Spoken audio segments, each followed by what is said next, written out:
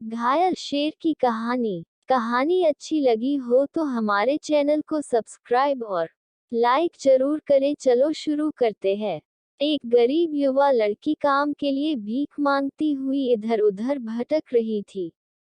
एक दिन वो एक किसान के घर पहुंची, जहां उसकी किस्मत बदली। मुझे एक ऐसे व्यक्ति की जरूरत है जो मेरी गायों को पाल सके। मैं तुम्हें एक मौका जरूर दूंगा, किसान ने कहा। लड़की ने अपनी काबिलियत साबित की। फिर एक दिन उसे घास के मैदान के पास एक कराह सुनाई दी।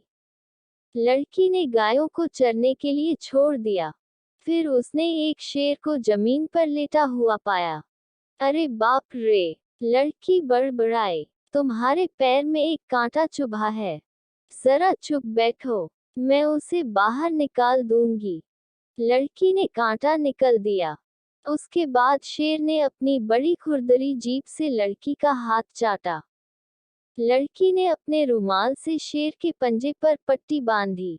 लड़की घास के मैदान में लौट कर आई, पर गायें वहां से गायब थीं। घंटों खोजने के बाद भी वे उसे नहीं मिली। फिर उसने किसान को जाकर सच्चाई बताई। तुम गायों का पूरा झुंड कैसे खो सकती हो? किसान लड़की पर गरजा। मैं तुम्हें नौकरी से निकाल दूंगा। क्या मैं कुछ और काम कर सकती हूँ? लड़की ने भीख मांगी। मैं तुम्हें गधों की देखभाल करने के लिए 1 साल का समय दूंगा। फिर बाद में देखूंगा कि क्या तुम भरोसेमंद हो या नहीं। युवा लड़की अब हर दिन गधों को चराने ले जाती थी। 1 साल के बाद उसे वही शेर मिला, पर इस बार उसके चेहरे पर गहरे घाव थे। लड़की ने शेर का चेहरा साफ किया, घाव पर जड़ी बूटियों का मलहम लगाया और अपने रुमाल से उसे पट्टी बांधी। एक बार फिर से धन्यवाद देने के लिए शेर ने लड़की का हाथ चाटा। पर इस बार भी पहले की तरह ही गधों का झुंड कहीं गुम हो गया। लड़की दोबारा फिर से किसान के क्रोध का सामना करने के लिए लौटी। उसने उसे डांटा, लेकिन वह जानता था कि लड़की ने पूरे 1 साल उसे अच्छी सेवा दी थी। मैं तुम्हें एक आखिरी मौका दूंगा। तुम्हें सूअरों को चराने के लिए बाहर ले जाना होगा। अगर तुम उन्हें मोटा कर पाओगी तब तुम रह सकोगी। 1 और साल बीत गया, और सूअर मोटे हो गए। लेकिन तभी लड़की को वही परिचित आवाज सुनाई दी। उसने अपने दोस्त शेर को गंभीर रूप से घायल पाया। उसने प्रत्येक घाव को धोया, जड़ी बूटियों को इकट्ठा किया, और फिर अपनी स्कर्ट को फाड़कर पट्टियां बांधी। इस बार शेर बोला, क्या तुम आराम करने तक मेरे साथ नहीं बैठोगी? मैं माफी चाहती हूँ, लेकिन मुझे जाना होगा और किसान के सूअरों को देखना होगा, उसने कहा। वो सूअरों को खोजने के लिए दौड़ी, लेकिन उसे ऐसा लगा जैसे पृथ्वी उन्हें निगल गई हो। घंटों खोजने के बाद वो एक पेड़ पर चढ़ गई, पर उसे सूअर नहीं दिखे, लेकिन उसे कुछ चौंकाने वाला जरूर दिखा। ढीले ढाले कपड़े पहना एक आदमी रास्ते पर चल रहा था। फिर उसने एक चट्टान हटाई और फिर उसमें गायब हो गया। वह कौन था? लड़की को आश्चर्य हुआ। अब मुझ में किसान के क्रोध का सामना करने के लिए घर जाने की हिम्मत नहीं है, इसलिए मैं बस यही इंतजार करूंगी और देखूंगी। वो सूरज उगने तक पेड़ पर ही बैठी रही। अचानक चट्टान खिसकी और वही शेर उसे रास्ते पर चलता हुआ दिखा। शेर! लड़की फुसफुसाई। वो आदमी कहाँ गया? लड़की पेड़ से नीचे उतरी। उसने चट्टान को एक तरफ धकेला, और फिर एक बड़े कमरे में पहुंची। उसने अंदर झांका। उसे वहां बढ़िया खाना दिखा जिसे उसने पेट भर कर खाया। फिर खाना खाने के बाद उसने कमरे की सफाई की और झाड़ू लगाई। उस शाम वो पेड़ से तब तक देखती रही जब तक कि वो आदमी वापस नहीं आया। अगली सुबह दोबारा फिर शेर बाहर निकला।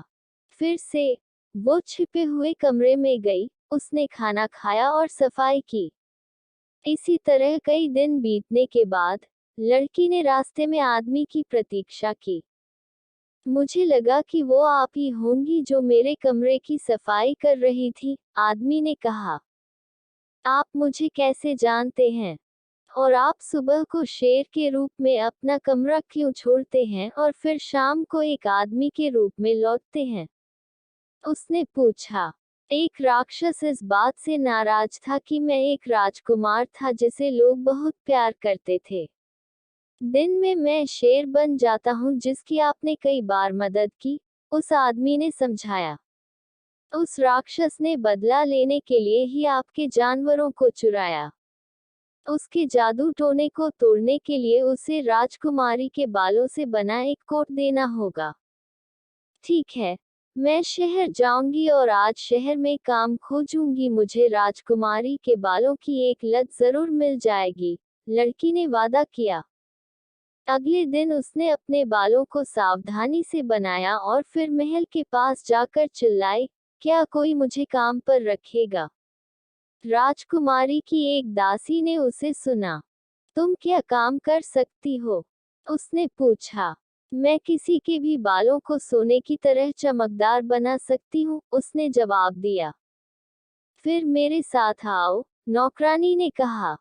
हर दिन लड़की ने राजकुमारी के बालों को तब तक ब्रश किया जब तक वे सूरज की किरणों की तरह चमकने नहीं लगे।